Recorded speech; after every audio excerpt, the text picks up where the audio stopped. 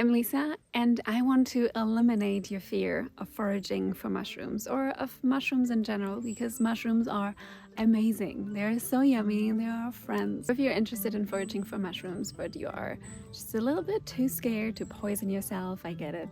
Or you're just overwhelmed because there's so many and you don't know where to start, stick with me. I'm giving you an absolute beginner's guide on the where, when, how, what, and why of foraging mushrooms. Just all little tricks and tips and rules that I've learned over the years so that you will not waste your time and get a delicious meal while staying healthy and alive. I'll also introduce you to 17 great beginner mushrooms, and I promise you, having this knowledge will totally amplify your hikes and walks in the fall. Just make them more interactive and fun. Show me your tips! And you'll get free food, which is kind of a big thing in this day's economy. So let's get started. All right, I want to structure this video into when, where, how, what, why. We don't need who. So let's start with when.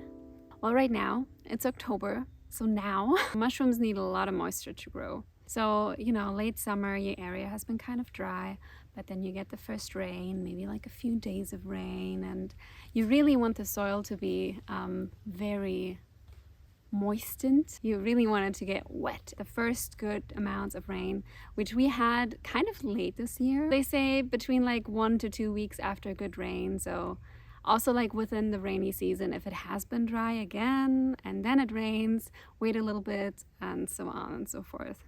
If you're traveling somewhere and you don't really know what the rain has been like in the past, that kind of sucks. And so far there is no app that can tell you past precipitation. That would be nice to know, but often you just don't know and you just have to guess. You will notice sometimes your timing sucks and you will find really old mushy mushrooms, like really good mushrooms, but they're just too old, and that's just life.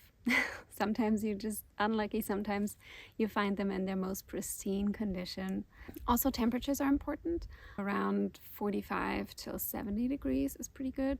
They can also withstand a little bit colder. Where? That is the $1 million question when it comes to mushrooms, right? Well, to keep it simple, most choice edible mushrooms. So there's like edible mushrooms, but then there's edible mushrooms that are really delicious and that are being cooked. I mean, some just don't taste good and they don't kill you, but you don't want to eat them. So to refer to the good ones, you call them choice edible mushrooms. Most of those, they grow in forests. Most do not grow on lawns. They just like it shady and moist, just like me. Some are tucked by the base of a fern. Some are hiding underneath some like decomposing leaves. Some are just in some soft moss. Some like a real tough trail for some reason. Mushrooms are the fruiting bodies of their mycelium, which is like their mother underground. They're like the apples on the tree. Well, the tree is the mycelium, you know, like the apple grows, you pick it, but the tree is still alive and it's fine. So do not feel bad picking a mushroom. You're not killing anything. You're basically just picking an apple from the ground. It also means that that same tree that you don't see underground, the mycelium, it continues to grow. So over the years, when, you know, the conditions are right, it produces more mushrooms on the same spot. So I definitely encourage you to mark your spots that you find on a map. We use Maps.me. It also works offline, and it is really helpful. Just mark it, say what kind of mushroom and when, and then, you know, you might want to check back a year later or two. Before you try to find specific kinds of mushrooms, check if they even grow in your area. There are some that are really specific and only grow in certain parts of the US or Europe. It really comes down to the exact soil and trees that they need to grow. Yeah, let's talk more about trees. The biggest visual clue for you to find mushrooms. What tree is this? Most and the most delicious mushrooms grow in association with certain trees. These are called mycorrhizal mushrooms. It's like the most important part of the mushroom family. And you don't need to know all the trees, just the ones that the mushrooms are attracted to in your area. For the Pacific Northwest where we are, those are mainly Douglas firs and western hemlocks. Other good ones are Sitka spruce, and some pines and true firs and oaks, if you have them. For the Midwest and eastern states, look out for maple, oaks, beech, birch, hickory, but also hemlock and red and white pine. Just look up these trees and how they look like. It's literally your best shot in the dark that you can get. Also really good to know is that there are certain trees that inhibit mushroom growth. Anywhere near those trees, you don't even have to start looking for mushrooms. And those are cedar trees and junipers. And some mushrooms, for some reason, probably temperature, moisture, whatever, like a little bit of elevation. So sometimes like you're in an area and you don't find anything, and then you go up a mountain and then there's the abundance. Yeah, it really depends on the mushroom. If you have a big property, check out your property, state parks, national forests, or just forest roads, or national parks. Sometimes there's like a rule about if you are allowed to pick mushrooms in national parks. That kind of depends. Just educate yourself. Don't go trespassing. If there are any hiking trails, you might find some, like right along those hiking trails if you're lucky. What the hell? It's usually pretty beneficial to go a little bit off the path and go rogue. Just make sure not to get lost. So like bring compass, have your maps, have a friend, whatever. How? Well, I just mentioned do not trespass. Do not go off the trail where you're not supposed to. Go slowly and scan the ground. Sometimes your eyes kind of have to get used to this and like get used to like at some point you'll know what to look out for, and in the beginning you might not be super successful. Just watch where you walk. Wear some sturdy boots. I like my rain boots. They're really handy for that. Whatever you wear when you go outside. Container wise, you can bring like a bucket, ideally with holes, or you usually want something that disperses the spores of the mushrooms. Plastic bags, you know. Worst case, you can bring one, but it's not really ideal. A basket is nice, or there's like mushroom foraging bags, which are basically mesh bags. And like I already said, get your map app ready for offline use. Maybe also get like an identification app.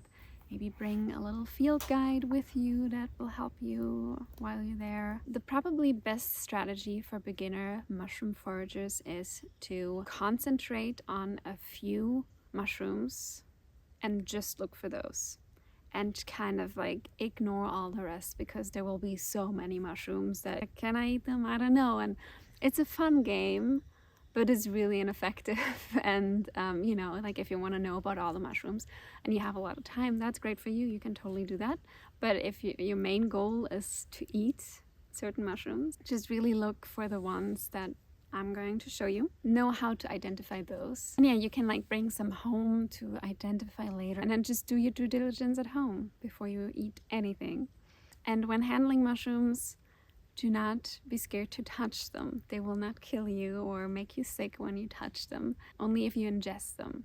And when you pick them, a knife is kind of ideal. You can also just grab them by the whole stem. You definitely have more flesh when you have the stem, but you also have to do some more cleaning. We really like our little mushroom foraging knife from aaaallll. It has a little brush because often you kind of have to brush off some dirt and stuff. What kind of mushrooms are we going to look at? Yeah, those are pretty easy to identify or have some very specific things to look out for. I guarantee that you'll find them wherever you are, like one of them at least. Some have a few lookalikes, but I will tell you exactly how to tell that it's the real deal.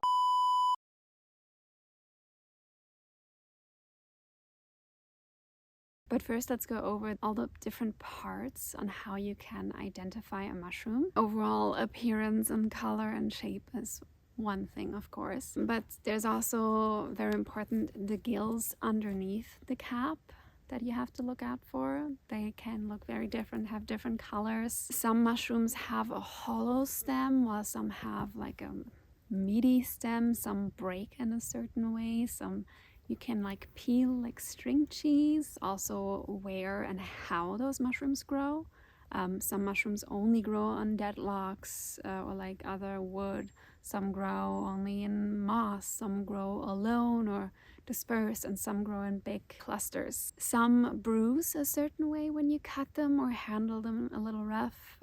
Some have a very distinct smell about them.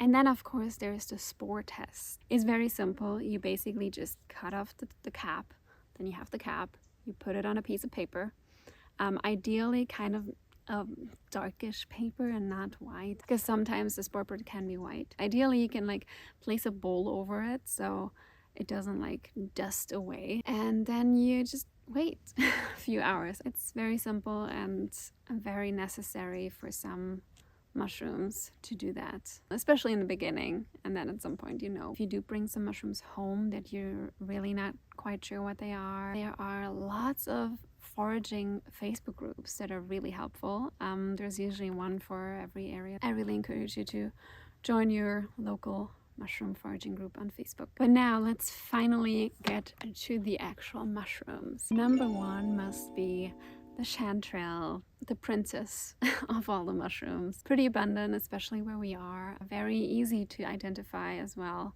Bright yellow cap and stem and everything. It has false gills. It doesn't have real gills, it just kind of has like veins basically. And the stem is very meaty and it peels like string cheese. Really delicious mushroom. It is associated with Douglas fir, spruce, hemlock and oaks, and beech. A lot of trees. And it loves to grow in moss or in ferns, kind of like tucked away a little bit. Usually in small groups, so if you like find one, there might be another one here and there. There's one lookalike, which is the false chanterelle. This one looks very similar, but it really obviously has true gills. Regular gills are really fine and thin. And the great thing about chanterelles is they stay mostly bug-free. Like, even though they're already kind of old, that's miraculous. Porcinis and boletes in general. Porcinis are the best types of boletes. There's a lot of boletes and we are still kind of confused. Which ones are good, are yummy, and which ones are just like, you know, edible but not really choice. Porcinis are also called king bolete. They're associated with spruce and fir, oak and birch. Porcinis do love a higher elevation. They're identifiable by their classic mushroom look, you know, little brown caps, thick stem. But the most important part are the spores. They don't have any gills. They have like a sponge underneath. The older they get, or the bigger they get, the buggier they get.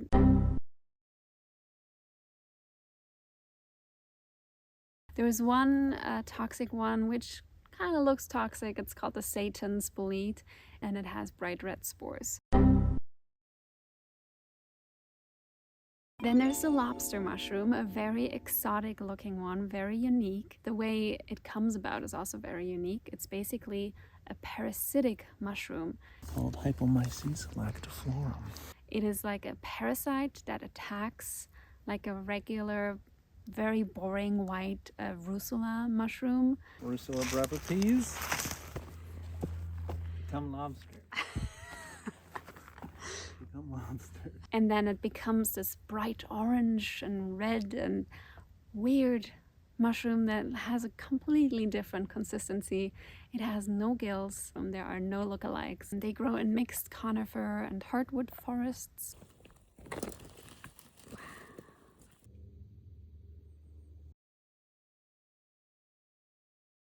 Then the oyster mushroom, incredibly abundant. It was our first mushroom that we ever foraged and ate ourselves. White cap with white gills. Very easy to identify because they only grow on dead logs.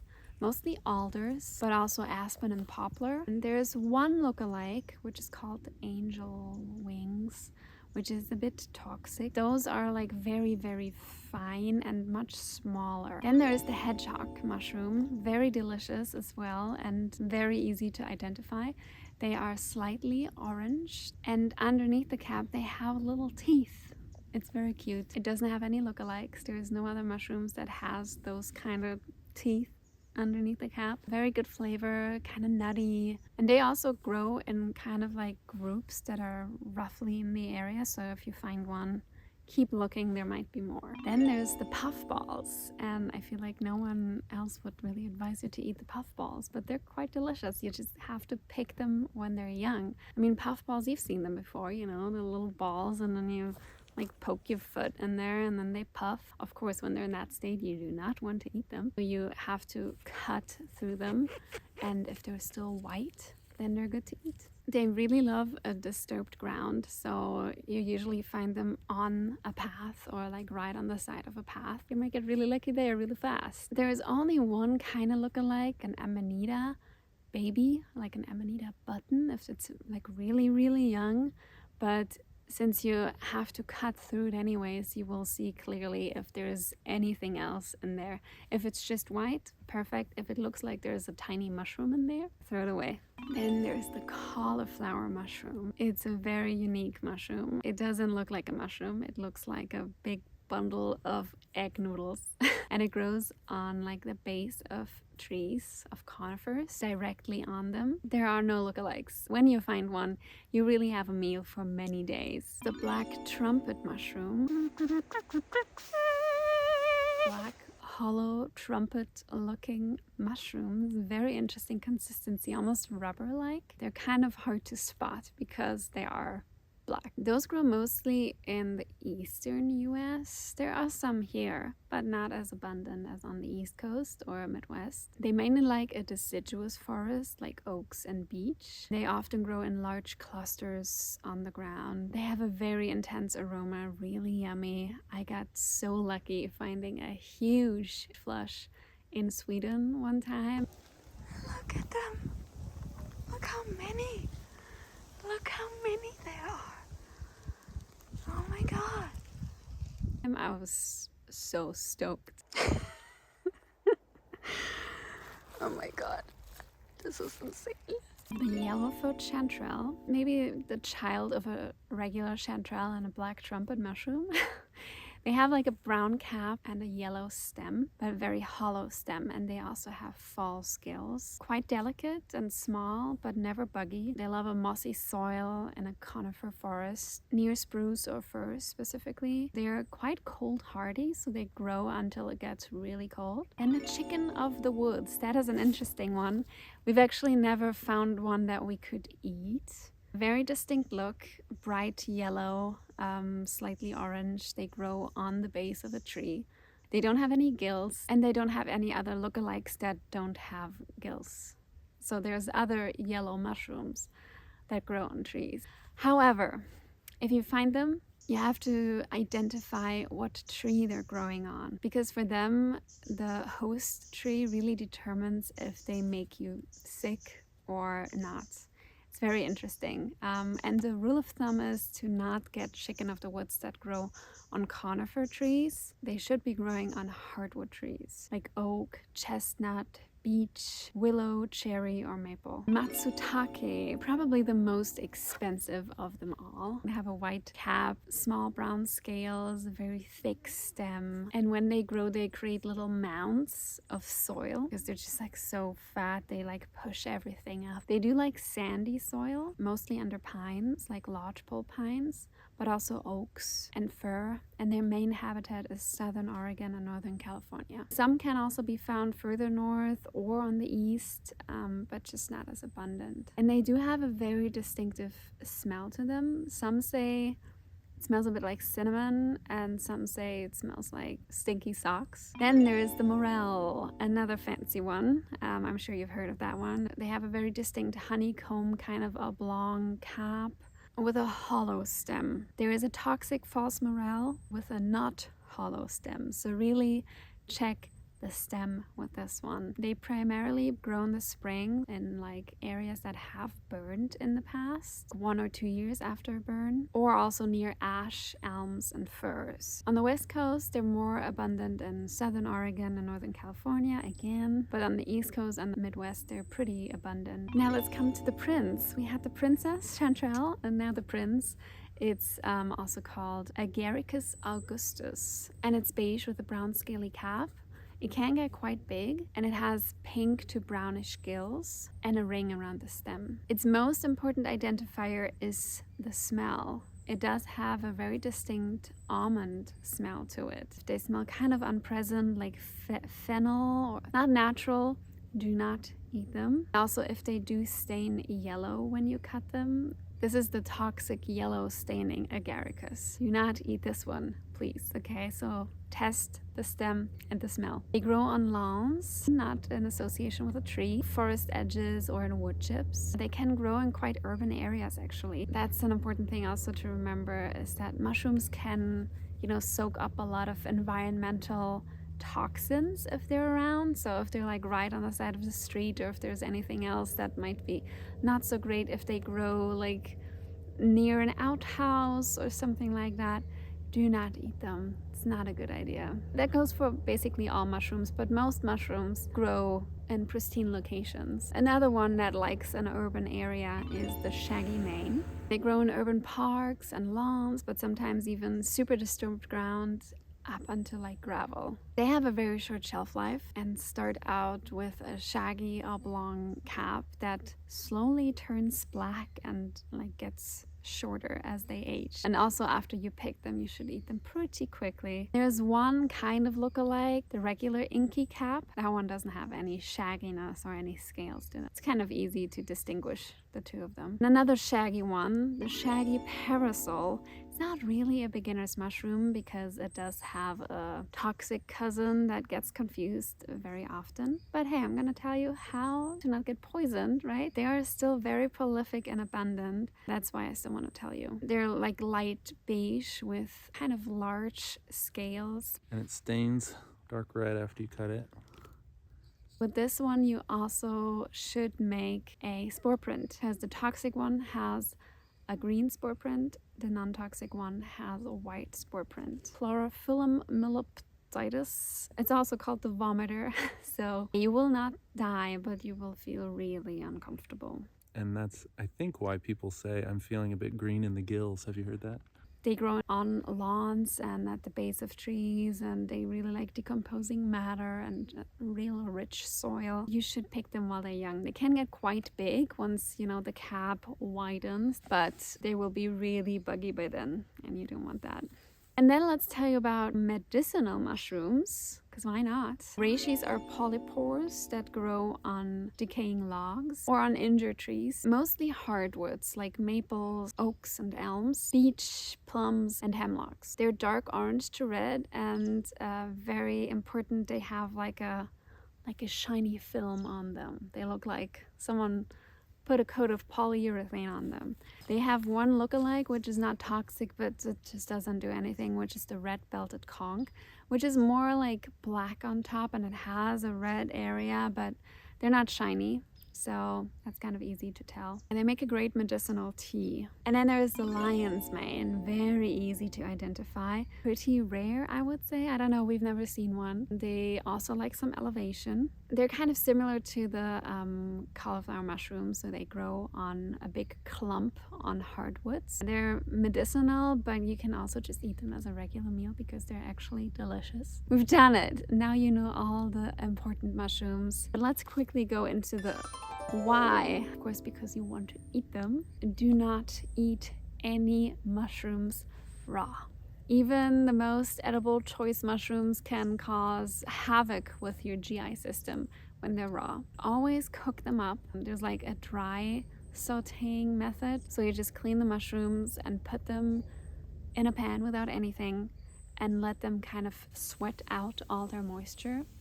And after like 5 to 10 minutes of that, then you can oil and seasoning and so forth. If you have a lot of fresh mushrooms, you can also, you can saute them and then freeze them, or you can cut them in really thin slices and dry them either in a dehydrator, or if you have like a wood stove or just like a warm room with like some air and stuff, yeah. You can figure it out. It might take a little bit longer, but that definitely works too. If you do find some mushrooms that you have never eaten before and you have a lot, you want to make a big ass meal, maybe don't.